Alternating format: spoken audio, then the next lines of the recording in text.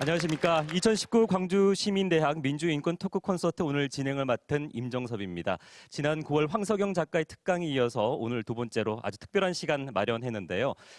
우리나라에서 글쎄요, 전 세계적으로 가장 깨어있는 시민 의식을 가지고 있는 시민들 하면은 광주 시민이 아마 5손가락 안에 꼽히지 않을까 싶은데, 그렇게 자랑스러운 광주 시민 여러분과 함께 오늘 1시간 동안 민주, 인권, 평화에 대해서 함께 얘기해보는 그런 시간 마련했습니다. 아주 특별한 강연의 자리 마련을 했으니까요. 또 특별한 강연자도 저희가 초청을 했는데요. 바로 그 주인공은 윤여준 전 환경부 장관이십니다. 윤여준 전 장관은 이렇게 진보와 보수, 이 이념에 매몰되지 말고 소통과 통합을 위해서 모두 함께 노력해야 된다라고 말씀을 하고 계십니다. 자, 그렇다면은 서로의 다름을 인정하는 소통은 무엇이고, 그리고 그 소통을 통해서 나아가야 하는 통합의 길은 무엇인지 오늘 윤여준 전 장관의 강연 듣고요. 그리고 그 과정에서 우리 시민들은 어떤 깨어있는 시민 의식을 가져야 하는지 함께 고민하고 얘기하는 시간 마련했습니다. 자, 그러면 오늘 강연자 윤여준 전 장관을 큰 박수로 환영해 주십시오.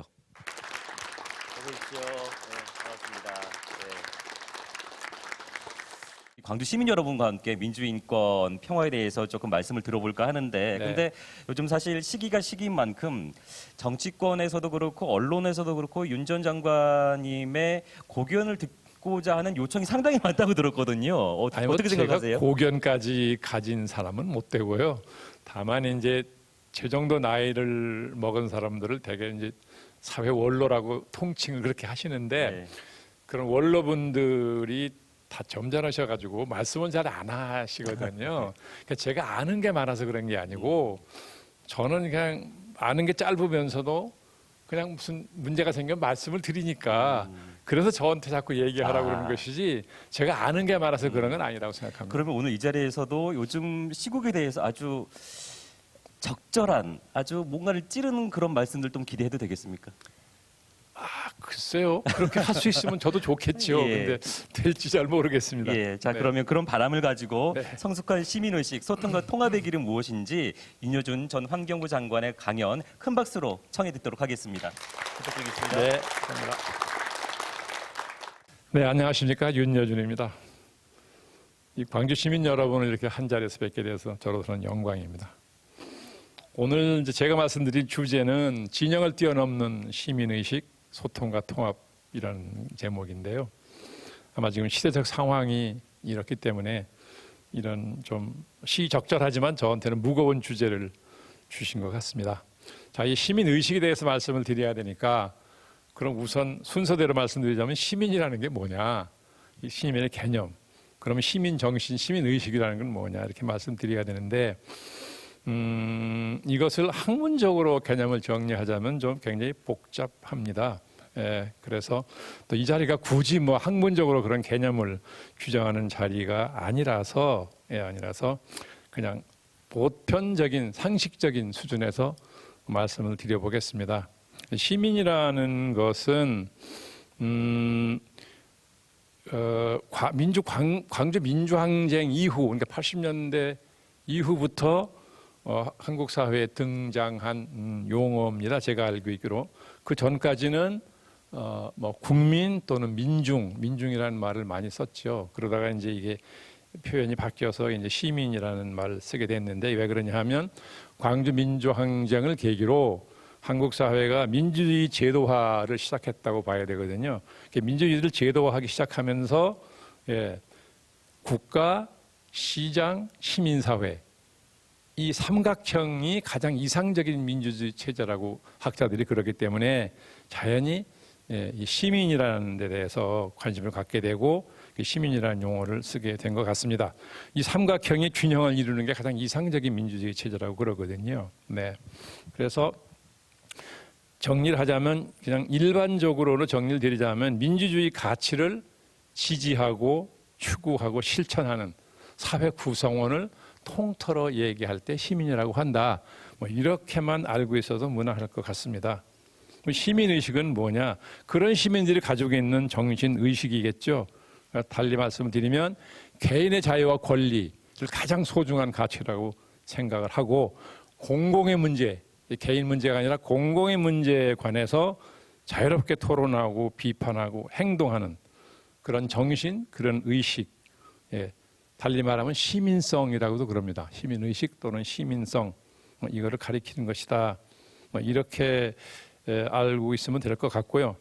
시민성이라는 것은 뭐 쓰레기 분리수거를 철저히 한다든지 교통규칙을 잘 지킨다든지 하는 것도 뭐 시민정신의 발현이고, 하나 더 중요한 것은 주권자로서 권력을 감시하는, 예, 그게 가장 중요한 참여고 실천이라고 생각을 합니다. 왜 그러냐 하면 국가는 민주시민의 끊임없는 감시가 없으면 종종 국민의 이름으로 야만적인 짓을 하거든요. 역사적으로 그런 사례가 많죠. 대표적인 게 늘 히틀러의 나치를 얘기하죠. 네, 그렇기 때문에 늘 국가는 우리가 만든 공동체지만 시민의 의식으로 늘 국가가 하는 일을 감시해야 된다는 겁니다. 네, 비판하고 질책하고 때로는요. 네, 그래서 뭐 이게 말씀으로 개념을 정하냐면 되게 이렇지만 실제로 여러분들이 보여준 사례가 있죠. 대표적인 사례가 광주 민주항쟁 아닌가요? 그때 광주 시민들이 보여준 모습, 이건 뭐 아주 대표적인 시민성인 거죠. 제가 80년 5월 달에 싱가포르에 있었는데요. 그 싱가포르에 체류하는 많은 외국인들이 있습니다. 뭐 기업인, 언론인 할 것 없이. 싱가포르 주민은 물론이고 그 사람들이 그 당시 이 광주 항쟁을 텔레비 뉴스를 보는데 외신 기자들이 찍어서 위성으로 보낸 거라서 꽤 격렬한 장면이 많았습니다. 나중에 보니까 국내에서는 그런 걸 못 봤다 그러던데요. 그걸 보고 한 일주일가량을 톱뉴스를 보도를 했는데 싱가포르에 체류하는 많은 사람들이 다 탐복을 하는 게, 아니 어떻게 저런 상태에서 방화, 약탈 같은 폭력 사태가 할 건이 안 생기고 어떻게 시민 스스로 치안 질서를 유지하느냐. 이게 굉장히 경이적이라는 거죠. 미국도 안 되고 유럽도 안 된다. 우리 같았으면 벌써 불 지르고 가게 상품 다 약탈해가고 난리 났을 텐데 어떻게 해서 광주에서는 그렇게 한 건도 안 일어나고 스스로 시민이 치안을 유지하느냐. 아주 경이롭다는 거죠. 굉장히 많은 사람한테 제가 그 찬사를 들었습니다. 네, 그래서 그런 시민들의 모습이 바로 지금 민주사회가 요구하는 그런 시민성, 그런 거 아니냐는 거죠. 다시 말씀을 드리면 민주시민으로서 자기 통치 역량, 그러니까 국민의 주권자로서 나라를 우리가 직접 통치하지 못하니까 대표를 뽑아서 통치를 하는데 내가 나 스스로를 통치하는, 자기 통치, 내가 스스로 통치하는 그 능력이 굉장히 있어야 되거든요. 그래서 그런 모습을 광주 시민이 80년도 이미 보여줬다. 세계에. 또 하나는 이제 최근에 있었던 2016년과 17년 사이에 있었던 촛불 시위죠. 그 촛불 시위도 한 6개월에 걸쳐서 그렇죠. 23회 집회가 있었고 연인원이 한 1,700만 가까이 참여했다는 것인데, 한 건의 불상사도 없었잖아요. 그러니까 이제 광주에 이어서 다시 한번 우리 한국 국민들의 그 시민들의 놀라운 시민 의식을 보여주는 거죠. 이것도 여러분 아시다시피 세계적으로 많은 찬탄이 있었죠. 그런 굉장히 뛰어난 시민의식을 가진 국민들인데 요새 이게 딱 두 쪽으로 갈라져가지고 흔히 진영으로 갈라진다 그러죠. 갈라져가지고 갈등을 심하게 일으키고 있다. 이게 왜 그러냐. 그런 성숙한 시민의식이 있는 분들 같으면 이런 일이 안 일어나야 되는데 왜 이런 일이 일어나느냐. 그렇죠? 누구라도 이제 걱정스럽기도 하고 개탄스럽기도 하니까 그런 그 의문을 말씀하는 분들이 많이 계신데, 제가 보기에는 저는 전문 학자는 아니라서 조심스럽습니다만 제가 보기에는 이게 왜 이런 일이 벌어지냐 하면 우리나라 대의 제도가 제대로 운영이 되지 않아서 그렇다. 이게 어제 오늘 일이 아니고 벌써 여러 해가 됐습니다. 대의 제도라는 거는 우리가 주권자니까 직접 통치해야 되는데 현실적으로 가능하지 않으니까 대표를 뽑아서 대신 통치를 하라고 위임을 하죠. 우리가 대표를 두 사람 뽑습니다. 한 사람은 대통령, 직접 선출해서 행정권을 주고 또 한 사람은 국회의원이죠. 직접 뽑아서 입법권을 줍니다. 그래 입법권과 행정권을 나눠준 이유는 서로 견제와 균형을 이루어서 우리를 대신해서 국정을 원만하게 잘 이끌어달라 하는 그런 뜻으로 그런 거죠. 네, 그래서 민주정치라는 것은 사회에 갈등이 있습니다. 정치, 경제, 사회 모든 분야에 갈등이 있죠. 왜냐하면 생각이 다른 여러 사람이 모여 사는 공동체니까 뭐 갈등이 있는 건 아주 자연스러운 거죠. 당연하고. 그런 갈등이 있는데 그런 갈등을 어떻게 해소하느냐 하면 대의제도의 틀, 그죠? 우리 국회죠. 대의제도의 틀 속에서 갈등을 대화와 타협으로 그게 정 안 될 때는 다수결로 이걸 하나로 통합해내는 거죠. 그래서 국회 본회의를 통과한 모든 의안은 국민 전체의 의사로 간주합니다. 국민의 일반 의지라고 그러죠. 네. 그렇게 하는 법인데 그렇게 하려면 가장 중요한 역할을 하는 게 정당입니다. 왜 그러냐? 정당은 각각 지지하는 국민이 있습니다. 유권자가 있습니다. 예. 그럼 그 유권자들이 정치적으로 뭘 원하는지, 뭐에 갈등하는지를 살펴서 그 의사를 형성하죠. 그래서 국민의 정치적 의사를 형성한다 그럽니다. 정당이. 그걸 헌법적 기능이라고까지 얘기할 만큼 중요한 기능을 하는 거죠. 대의 정치의 기본이니까요. 예. 그러면 각각 지지 세력을 달리하는 복수의 정당이 국회에 모여서 각각 자기 지지 세력을 대변하면 갈등이 생기죠. 그렇죠? 다 다른 걸 요구하니까. 그럼 그 갈등을 대화 타협으로 안 되면 다수결로 이렇게 해서 하나로 묶어낸단 말이죠. 예. 이게 이제 대의제도가 하는 일입니다. 그래서 그게 잘 돼야만 그래야만 국가가 효율적으로 통치되는 거죠. 왜냐? 대의제도란 국가를 통치하는 시스템이기 때문에 그렇습니다. 예. 그런데 이번에 뭐 참 그 조국 사태만 하더라도 그렇죠?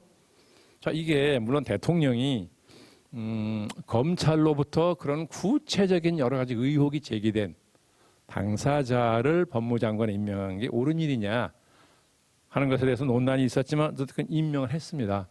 그러면 이게 이상적으로 말씀드리면 국회에서 이 문제가 처리가 됐어야 돼요. 어떤 형태로든지.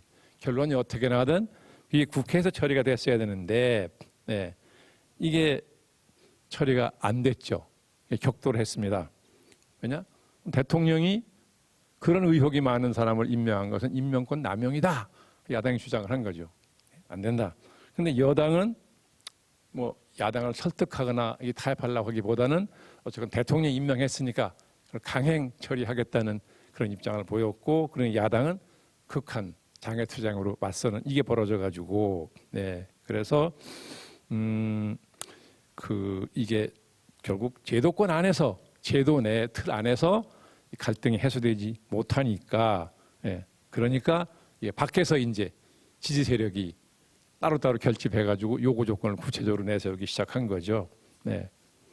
그러니까 이렇게 보면 제가 텔레비를 보니까 그 장외 집회가 열리는 현장에 국회의원들이 나와서 연설도 하고 박수 치고 그러는데 제가 그걸 보면서 과거에도 뭐 광우병 때도 그런 일이 있었습니다만 아니 자기들이 대의제도 틀 안에서 이 갈등을 해소하는 노력을 해야 될 책임자들인데 자기 본분을 못하면서 왜 장외 투쟁하는 데 나와서 선동적인 연설하고 박수를 치냐. 이건 자기 본분을 어떻게 보면 심하게 말하면 자기 본분을 망각한 거잖아요. 예. 저 같으면 거기 나와서 국민 여러분 죄송합니다. 우리가 여러분들이 이렇게까지 하기 전에 이 문제를 국회에서 처리했어야 되는데 여기 실패하는 바람에 여러분들이 이렇게 거리에 나와서 이런 요구를 하시게 된 거니까 저희가 본분을 다 책임을 다하지 못한 것에 대해서 국민 여러분께 죄송하게 생각합니다. 라는 말씀을 드리는 게 저는 옳다고 생각하는데 반대로 상당히 선동적인 연설을 하고 그러는 걸 보면서 제가 좀 어처구니 없다는 생각을 했습니다. 그러면 왜 이렇게 중요한 국가를 통치하는 시스템이라고 하는 대의제도가 제대로 운영이 안 되고 기능부전, 제대로 기능을 못하는 상태에 빠졌느냐. 그것도 오랫동안입니다. 여러 가지 원인이 있는데 저는 평소에 이렇게 생각을 합니다. 원인 중에서도 가장 큰 원인은 국정의 최고 책임자인 대통령이 권력 행사를 민주적이 아닌 방식으로 하는 것 때문에 생긴다. 이게 가장 큰 원인이다. 저는 그렇게 평소에 규정을 합니다. 네. 왜 그러냐? 이 등장하는 대통령들이 보면 김영삼, 김대중 대통령을 빼놓고는 대개 정당 생활을 오래 한 분들이 아닙니다. 그죠? 한국적인 특성인데 이 기성 정치인들이 국민으로부터 굉장히 불신을 당하고 어떤 때는 혐오와 경멸의 대상이 되다 보니까 대통령 후보감을 고를 때 그 현장에서 멀리 있던 사람, 그래서 국민들이 볼 때는 참신하게 느껴지는 사람을 얼른 영입해 온다고요. 그래서 후보를 만들면 뭐 표로도 대통령 당선이 되죠. 근데 이분들은 뭐 정당 정치를 오래 해본 일이 없기 때문에 정당에 대해서 익숙하지 않고 정당의 중요성을 잘 모릅니다. 그러니까 대통령이 되기 위해서는 특정 정당의 후보가 되는 게 유리하니까 또 그래야만 하니까 되는데 당선되고 나서는 바로 자기를 그 후보로 내세워준 그 집권당 여당을 바로 그냥 무력화시켜 버리는 이런 일이 계속 반복됐거든요. 그러다 보니까 이게 결국 대의제도의 중요성에 대한 인식의 부족이랄까 이해 부족 때문이 아니냐. 그러다 보니까 등장하는 대통령마다 집권 여당을 대통령의 통치 수단화한다고 그러죠. 그러면 대통령이 야당을 국정의 동반자로 인정하지 않습니다. 제스처는 그렇지 않은데 사실상 인정하지 않죠. 과거에 김영삼 대통령이나 김대중 대통령이 야당 지도자 시절에 늘 그 대통령이 한 말이 뭐냐 하면 야당을 왜 국정의 동반자로 인정하지 않느냐 하는 요구를 늘 했습니다. 민주주의는 야당을 국정의 동반자로 인정하는 게 원리에 맞는 겁니다. 그런데 역대 대통령마다 이걸 잘 안 한다고 야당을 국정의 동반자로 인정을 않는단 말이죠. 그러면서 여당이 대개 수가 많으니까 그 다수를 이루는 여당을 통해서 국회를 지배하려고 그러는 거죠. 대통령이 원하는 안건을 무리하게라도 다수의 힘으로 밀어붙이려는 걸 계속 시도하게 됩니다. 물론 다수결이니까 다수의 뜻을 따라가야 되는데 다수결의 원칙에는 무슨 전제가 있느냐? 소수 의견을 존중해야 한다는 전제가 있거든요. 근데 소수 의견을 항상 무시하고 다수의 힘으로 뭘 밀어붙이려고 그러니까 야당이 어떻게 합니까? 극한 투쟁을 하죠. 툭 하면 장애로 나가게 되는 거고. 그러다 보니까 국회가 마비돼가지고 국정이 효율적으로 집행될 수가 없어요. 국회에서 법과 제도를 만들어줘야만 되는데 민주주의 국정은 법과 제도로 이루어지는 것이니까 그렇죠. 근데 국회가 마비돼 있으니까 이루어질 수가 없어요. 지금 이 문재인 정권만 하더라도 중요한 법안들이 국회에 묶여 있어가지고 발을 동동 구르잖아요. 안 되니까 이거 안 만들어주면 정책을 펼 수가 없잖아요. 그러니까 그런 현실적으로는 어려움이 올 걸 뻔히 알면서도 어떻게든지 야당을 설득해서 여당을 통해 가지고 야당을 설득하고 대통령이 직접 설득하고 그래가지고 그런 법안들을 여야 합의로 통과시키려는 노력을 끈질기게 하지 않는다. 자, 그래서 국회에서 그렇게 정당들이 모여서 대화 타협을 통해서 국민의 의사를 만들어내는 거, 이 과정이 쭉 진행이 되지 않습니까? 정당들이 국민의 뜻을 들어서 이걸 정치적 의사를 만들어가지고 국회에 모여서 타협하고 대화하고 하는 시간이 쭉 걸리는 거죠. 그게 과정입니다. 그게 바로 민주정치 과정이죠. 그래서 학자들이 민주주의는 과정이다 이렇게 말을 한다고 저는 이해를 합니다. 그리고 그 과정이 진행이 돼서 국민 합의가 이루어지면 그 과정이 문 대통령이 항상 강조하는 협치가 이루어지는 과정이죠. 또 국민 통합을 얘기하는데 국민 통합이라는 게 갈등이 없는 상태를 의미하는 게 아니라고 저는 생각합니다. 세상에 민주주의 사회에 갈등이 없을 수가 있습니까? 그게 아니라 그런 과정을 통해서 하나의 의사로 모아지는 거. 그럼 그게 통합이잖아요. 그러니까 대의제도, 대의정치 제도의 원리를 지켜서 그 제도가 제대로 운영이 되면 이 과정이 민주정치 과정이고 협치이고 이게 통합이라는 거죠. 그런데 이 대통령을 비롯해서 이 정치인들이 마치 협치나 통합은 따로 있는 것인 양 얘기를 한다고요. 그러니까 이 민주주의 원리인 의회 정치 과정을 충실하게 이행하는 노력을 하기보다는 그럼 저절로 이루어지는 것을 마치 뭐가 협치나 통합은 따로 있는 가치인 것처럼 얘기하는 것은 저는 평소에 정직하지 못한 태도다. 저는 이렇게 비판을 하는 편입니다. 지금은 뭐 더군다나 문 대통령은 촛불 혁명으로 등장한 대통령이고 스스로 촛불 정권의 광화문 대통령이라고 선언한 분이기 때문에 이런 점에서 더 많은 관심을 기울이고 더 많이 그 충실하게 지키려고 애를 썼어야 되는데 현실적으로 그렇지 못한 것 같아서 저는 몹시 아쉽게 그 점을 생각을 합니다. 자, 그러면 이 소통과 통합이라는 데 관해서 말씀을 드려야 되는데, 자, 협치와 통합 아까 말씀드렸죠. 그 통합을 이루려면 이게 뭐 소통이 필수적이죠. 소통이 없이는 이게 가능한 일이 아니죠. 우선 뭐 국회에서 여야 정치인들이 만나서 얘기하는 것 자체가 소통이죠. 뭐 그렇지 않습니까? 대화 타협이라는 게 소통 없이 되는 건 아니니까요. 그러려면 이게 대통령이 국정의 최고 책임자이기 때문에 대통령이 여야 정치권하고 소통을 굉장히 원활하게 해야 됩니다. 왜 우리가 흔히 그 언론이 예를 많이 들지 않습니까? 미국 대통령은 거의 뭐 하는 일의 3분의 2를 의원들하고 조찬, 오찬 아니면 전화 통화를 종사하다시피 한다. 왜냐하면 설득을 해야 되니까.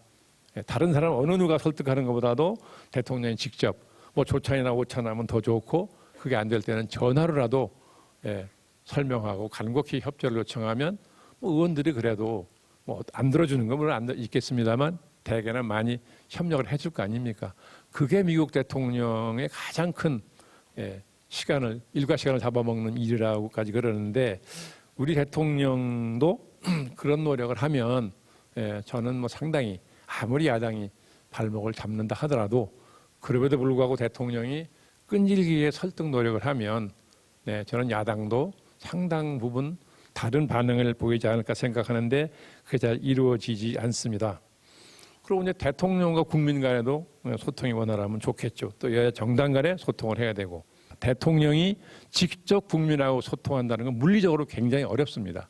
여러 가지 이유 때문에. 그래서 이걸 그러면 누가 대신해 주느냐? 대통령의 가장 뭐라고 그래야 되나, 크고 효과적인 소통 통로가 있습니다. 그게 어디냐? 집권 여당이에요. 여당은 전국적인 조직이 있습니다.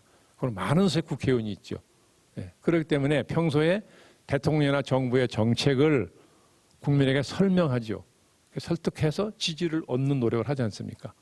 그럼 그 과정에서 국민의 뜻을 들어서 이걸 모아가지고 대통령과 정부에 전달을 합니다. 민심을 반영해야 되니까. 그럼 이게 쌍방통행이잖아요. 이게 소통인 거죠. 일방통행은 소통이 아니니까. 그러면 집권당이 항상 활발하게 이걸 할 수 있습니다. 그런 조직이 있고 사람이 있으니까. 그런데 이게 잘 안 이루어진다. 왜냐하면 대통령이 여당에다가 그런 역할을 맡기지 않는단 말이에요. 그러니까 자기 자신의, 대통령 자신의 가장 크고 가장 효과적인 소통 통로가 있는데 그 통로를 스스로 막아버리고 자기가 직접 소통하려고 하면 이건 대통령은 물리적으로 한계가 있습니다. 가만히 보세요. 미국의 트럼프 대통령이 사실 뭐 정치 오래 한 사람이 아니고 부동산 개발업자 아닙니까, 솔직히?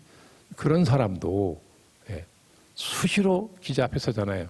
그러니까 뉴스를 보면 백악관에서 뭐 외국 귀빈을 만날 때 기자들이 또 물어보면 대답하고, 또 비행기 들어가다가 뜰에서 이렇게 걸어가다가 기자들이 항상 있으니까 와서 질문을 하면 답변하잖아요. 이게 굉장한 소통인 거죠. 그다음에 이제 그래서 이 대의 제도를 활성화 시켜야 되는데, 이 군중들이 뭐 서초동이 됐든 광화문이 됐든 그런 광장에 모여서 정치적 요구를 집단적으로 분출하는 것을 이제 광장의 정치라고 그러잖아요. 이 광장의 정치가 지속되는 것은 뭔가 민주주의, 민주정치가 어딘가가 병이 들었다는 뜻이죠. 이 대의 제도가 제대로 원활하게 안 돌아가니까 이제 그런 일이 벌어져서 그런 거죠.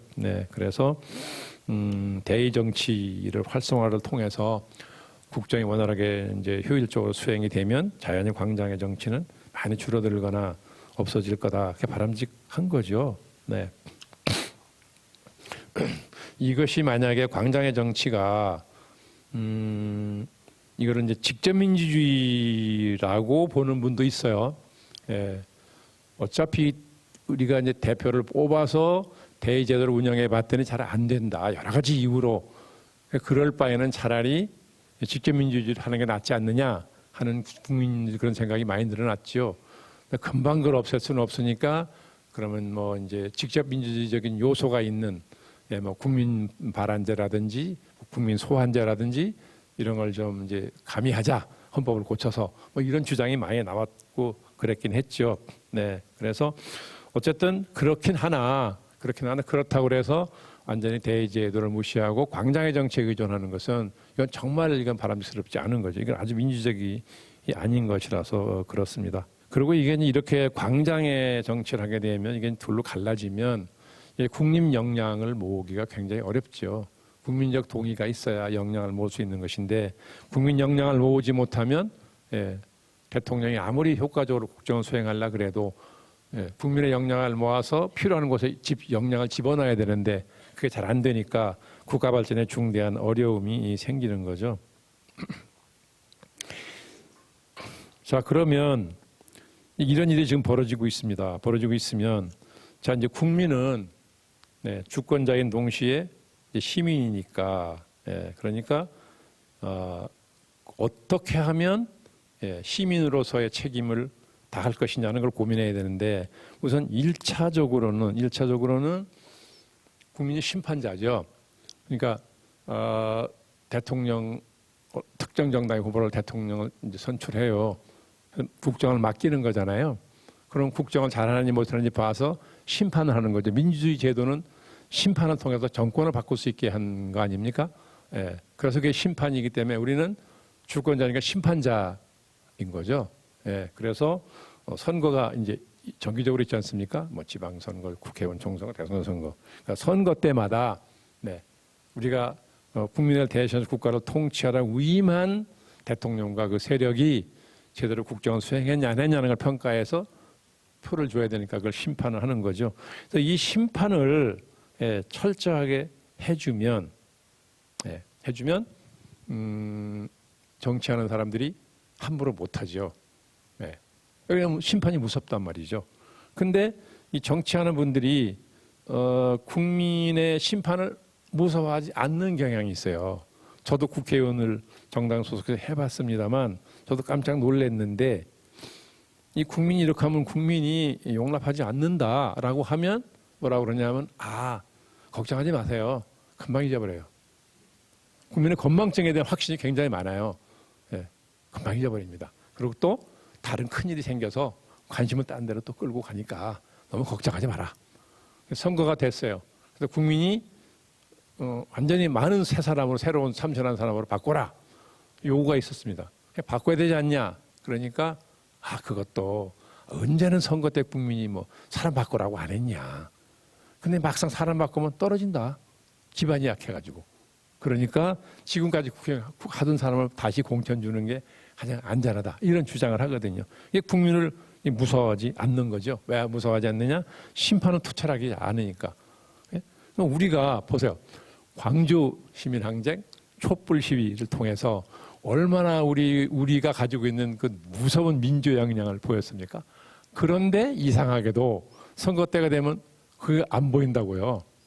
그래서 제가 보기에는 우리나라 유권자들이 대개 다 그런 건 아닙니다. 대개 가장 선거 투표 행태 누구를 찍을 거냐를 결정하는 요인이 가장 크게 작용하는 게 동향이냐 아니냐, 나하고 고향이 같으냐 아니냐, 그다음 동창이냐 아니냐, 같은 학교 다녔냐 안 가졌냐, 아니면 뭐 이제 친척이냐 친구냐, 이런 사적인 인연을 제일 중시한다고요. 그러니까 평소에는 개인적인 삶을 사는 데는 굉장히 소중한 인연이죠. 그런 사적인 인연이. 그렇지 않습니까? 그러니까 그 인연을 잘 가꾸고 해야 되지만 이거는 주권자로서 심판을 해야 될 때인데 그 심판자로서 사적인 인연에 따라 심판을 하면, 그렇죠? 이게 민주시민으로서는 이거 제대로 심판하는 게 아닌 거죠. 자꾸 그런 일이 반복이 되다 보니까 이 정치하는 분들이 그걸 너무 믿어가지고 어차피 선거 때가 되면 또 동향 사람 찍고 동창 찍으니까 괜찮아, 이런 생각을 한다고요. 그러니까 잘 안 바꾸려고 그러는 거예요. 그래서 어쨌거나 민주시민은 심판자로서, 그러니까 우리가 뽑은 정치인과 그 세력을 필요할 땐 통제해야죠. 우리가 주권자니까. 한 번 찍었다고 또 무조건 그 사람 지지하는 것도 아니고, 그렇게 해서 그걸 민주적인 통제라는 말 흔히 많이 쓰는데요. 예. 그러니까 국민이 선거를 통해서 예, 의사 표시하는 거 이거 이상 더 무서운 통제는 없는 거죠. 그 통제를 정말 잘 이성적으로 합리적으로 해주셔야만 한국 정치가 바뀐다는 거죠. 한국 정치가 한번 안 바뀌잖아요. 안 바뀐다고 막 국민들이 굉장히 비판하고 예, 그냥 혐오하고 그러시지만 막상 한국 정치를 바꾸고 해서 자신들이 해야 될 역할에 대해서는 별로 그렇게 투철하게 인식하고 계신 것 같지 않은 때가 많아요. 예, 그래서 이 자리에 보신 분, 특히 여기 계신 분들은 광주 시민이시잖아요. 예, 정말 그 민주시민 의식이 어디보다 투철하신 분들이기 때문에 여기서만이라도 그런 심판자로서의 시민 의식을 좀 정확하게 아주 예리하게 보여주시면 고맙겠다는 말씀 드립니다. 자, 이제 마지막으로 이 시민 의식에 대해서 조금 말씀을 더 드리고 싶은데 왜 그러냐면 민주주의 제도를 운영하는 데는 시민 의식이 제일 중요하죠. 기본인 주권자의 의식이 가장 기본이니까. 그런데 이제는 앞으로는 그 시민 의식이 훨씬 더 중요해지는 때가 왔다는 겁니다. 왜 그러냐면 지금 뭐 이제 무슨 뭡니까 뭐 인공지능이니 뭐 그죠? IT니 많잖아요. 그런 혁명 그걸 묶어서 디지털 혁명이라고 그러는데 그런 디지털 혁명의 물결이 이미 우리 앞마당까지 지금 들어와 있는 상태 아닌가요? 네. 근데 이 물결이 인류의 가치관과 사고방식을 근본적으로 바꿀 거라고 그러죠. 그럼 사람이 가치관이 바뀌고 사고방식이 바뀌면 뭐가 따라 바뀝니까? 행동 양식이 바뀝니다. 그렇지 않겠습니까? 생각하는 대로 행동하는 거니까. 그래서 인류가 그 다보스 포럼의 회장이라는 사람이 한 말이 있는데요. 인류가 듣지도 보지도 못했던 그러니까 전대미문이라는 한자 있지 않습니까? 예, 그런 변화를 겪게 될 거라는 거죠. 예, 폭이 너무 커서. 그런데 누구도 이게 어느 방향으로 갈지 어느 정도 갈지는 예측하기가 어렵다는 겁니다. 그러니까 한편 불안하고 한편은 기대가 된다는 거죠. 예, 지금 그런 상황입니다. 네, 그래서 이런 전대미문의 변화를 겪게 되면 자연히 국가도 그죠? 국가도 네, 지금까지 그 국가를 통치해온 그 원리, 제도, 운영 방식 다 바꾸게 될 겁니다. 그렇지 않겠습니까? 국민의 가치관, 사고 방식, 행동 방식 바뀌는데 과거 제도 가지고 그냥 되겠습니까? 네, 또 우리만 안 바꿀 수 있나요? 다른 나라가 다 바꾸는데. 그러니까 이런 근본적인 변화가 불가피한 때가 왔는데. 그러다 보니까 지금 우리 국가를 통치하는 시스템이라고 하는 대의제도가 이게 쓸데없어진다. 무용론이 나오는 거죠. 왜냐? 정당과 정당이 없어지고 정치인이라는 직업도 없어질 거라고 보는 겁니다. 왜 그러냐면 SNS 때문에 과거에는 내가 좋은 생각이 있어도 이게 공론화되기가 어렵습니다. 그러니까 정당이라는 매개를 통해야만 이게 국회로 가서 공론이 돼가지고 뭔가 채택이 되고 그러는데 지금 SNS 때문에 다 개인이 방송국이고 개인이 미디어입니다. 그래서 그 SNS를 통해서 자기가 어떤 의견을 올리면 이게 순식간에 수십만 수백만의 그죠? 의견 찬성 반대를 들을 수 있다고요. 그러면 정치인이나 정당이 없어도 얼마든지 내 개인의 생각이 공론이 돼서 막 지배할 수 있는데 굳이 그게 왜 필요하냐? 대제도가 필요 없다. 이런 말이 지금 나오는 겁니다. 예. 그러면 이게 뭐가 문제가 되느냐?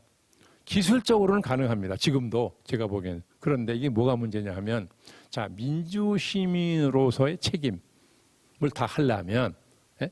상당히 이성적이고 합리적인 판단을 해줘야 되는데 그리고 책임감이 있는 판단을 해줘야 된다고요. 그런데 이 SNS가 있으면 이 즉흥적인 판단하기가 쉽죠.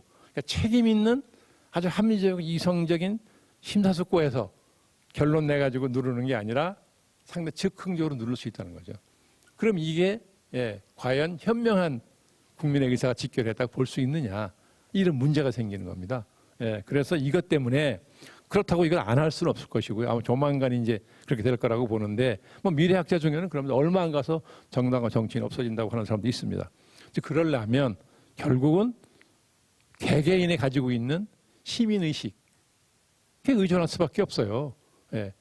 투철한 시민의식이 있으면 즉흥적으로 하질 않고 심사숙고해서 책임감을 가지고 의사결정해서 누를 테니까 말하자면요. 그래야만 진정한 그죠? 국민 다수의 의견이 지배하게 되는 것이고 그래야만 그 의견이 국가 발전에 도움이 되는 거 아니겠습니까? 그렇기 때문에 앞으로는 과거 어느 때보다도 예, 이 시민의 높은 시민 의식, 절실히 필요한 시대가 이제 왔다는 겁니다. 이미 우리 문 앞에. 예, 그래서 특히 제가 이 광주 시민을 뵌 김에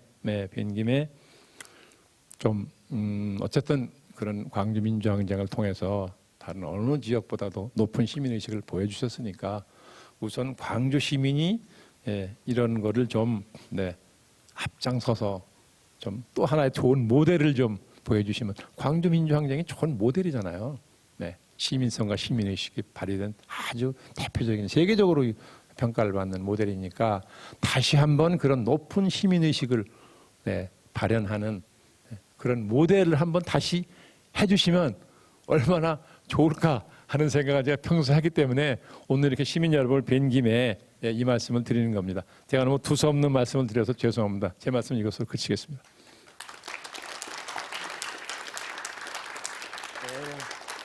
아주 열정적으로 강의를 해주신 우리 윤여준 전 환경부 장관께 다시 한번 큰 박수 좀 부탁드립니다. 예, 감사합니다. 예.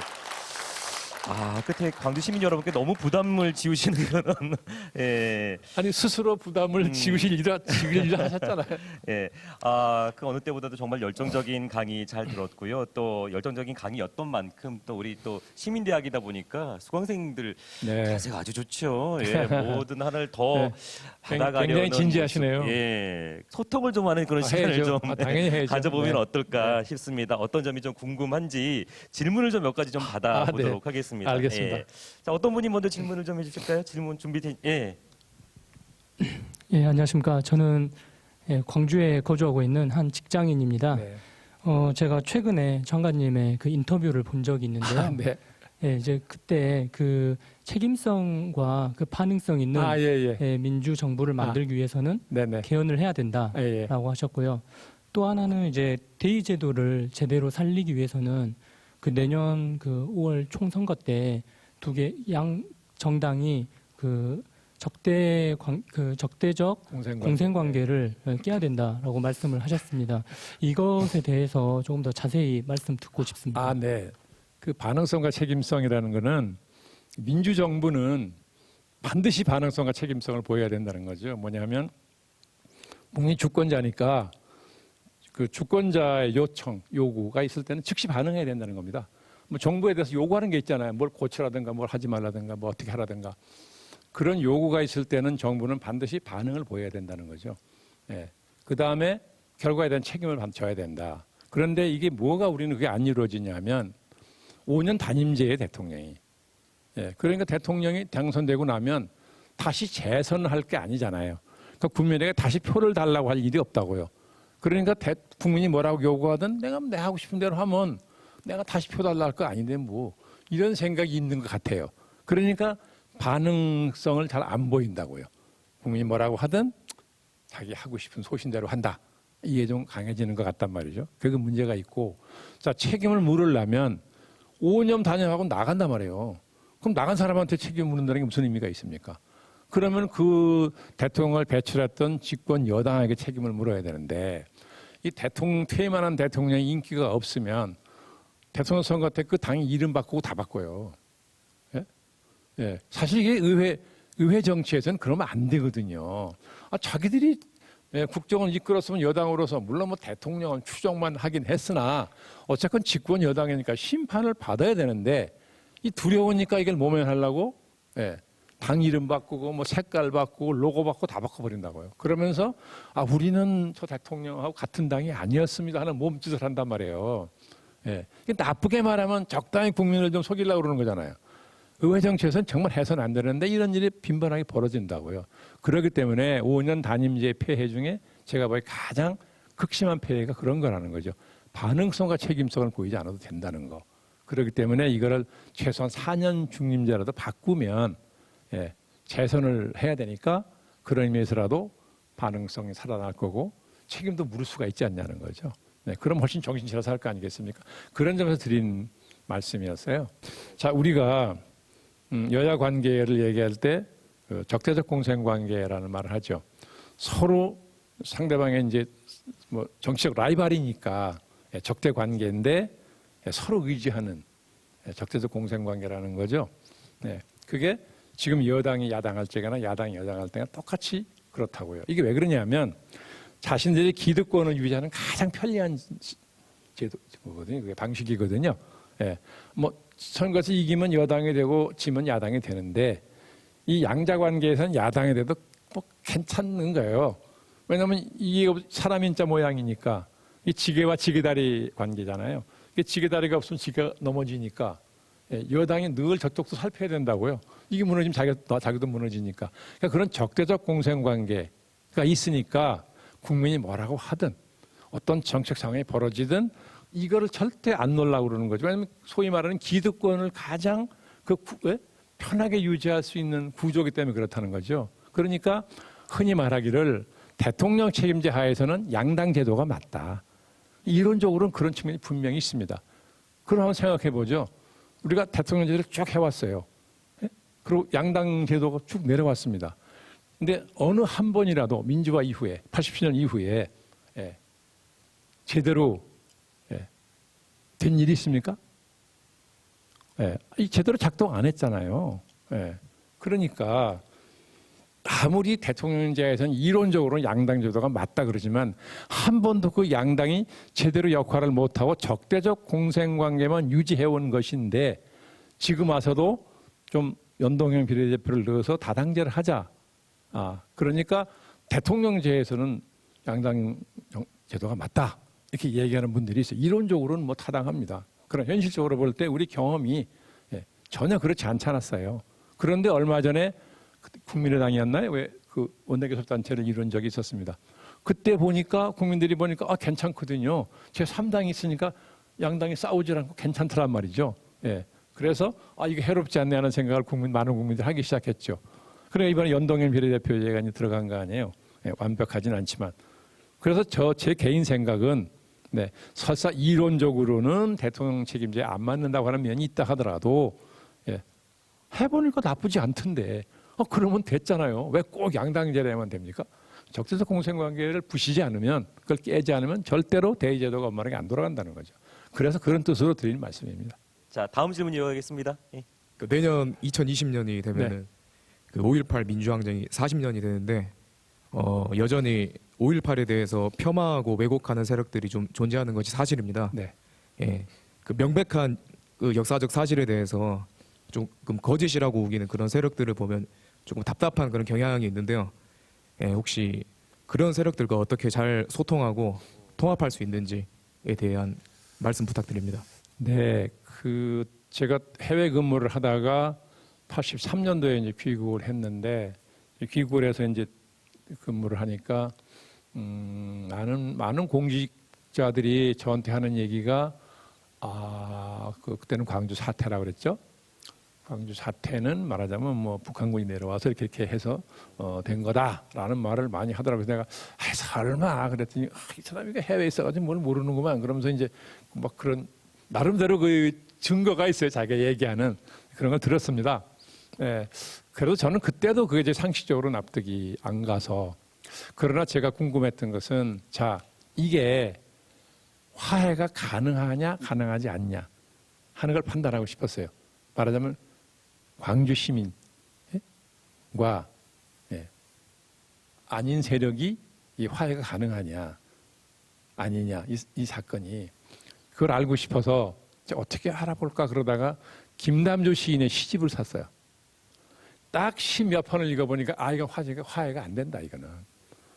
이 적당히 이렇게 해서 화해가 될 게 아니라는 거죠. 그래서 제가 그때 이 문제의 심각성을 알았는데 어차피 이제 민주주의 사회에는 다양한 생각을 가진 사람들이 있게 마련인 거죠. 그런데 저는 그런 걸 들으실 때마다 뭐 몹시 불쾌하고 분노를 느끼시겠지만 어차피 뭐 한국 사회는 민주주의 사회니까 저런 엉뚱한 생각하는 사람도 있을 수 있겠다 이렇게 생각을 하시고 다만 저는 그 이상은 크게 신경 쓰실 필요가 없다고 생각하는 게 이미 광주 민주 항쟁은 국내에서만이 아니라 전 세계적으로도 이미 성격이 규정된 일이에요. 이게 누가 뭐라고 한다고 바뀌지 않습니다. 예, 그러니까 그건 뭐 걱정하지 좀 언짢으시겠죠.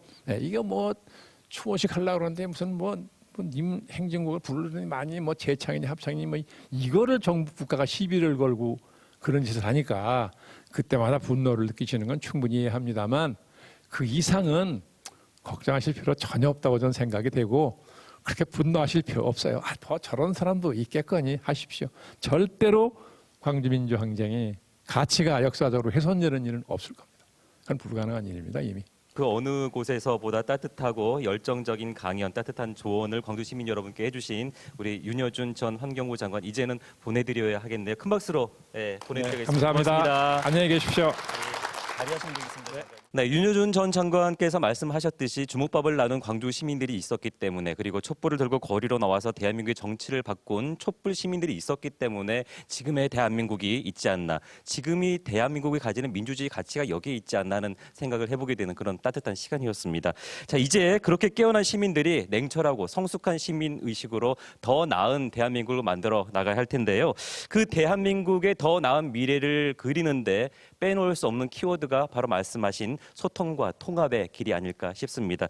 그 소통과 통합으로 더 커지는 대한민국, 그 특별한 여정에 광주 시민들이 함께하고 광주 시민들이 주도할 수 있기를 기대하면서 2019 광주시민대학 민주인권 토크 콘서트 오늘 윤여준 전 환경부 장관 편 여기서 모두 마치도록 하겠습니다. 함께해 주신 여러분 고맙습니다.